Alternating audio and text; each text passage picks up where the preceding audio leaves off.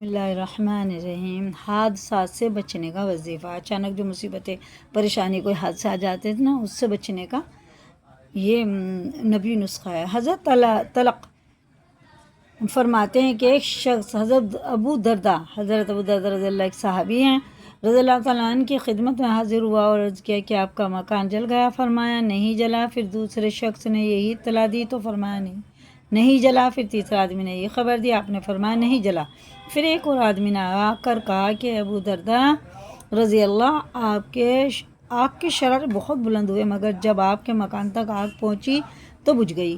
فرمایا مجھے معلوم تھا کہ اللہ تعالیٰ ایسا نہیں کرے گا کہ میرا مکان جل جائے، کیونکہ میں نے رسول اللہ صلی اللہ علیہ وسلم سے سنا ہے کہ جو شخص صبح کے وقت یہ کلمات پڑھ لے شام تک اس کو کوئی مصیبت نہیں پہنچے گی۔ میں نے صبح یہ کلمات پڑھے تھے، اس لیے مجھے یقین تھا کہ میرا مکان نہیں جل سکتا۔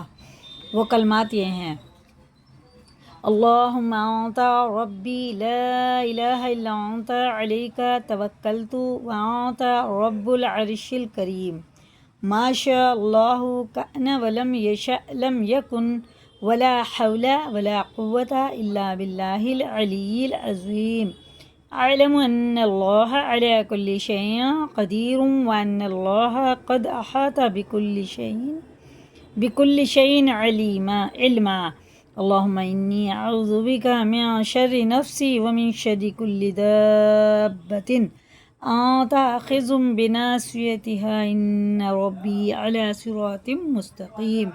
اس کو صبح کے ٹائم ضرور پڑھ لیں، نہیں تو سن لیں۔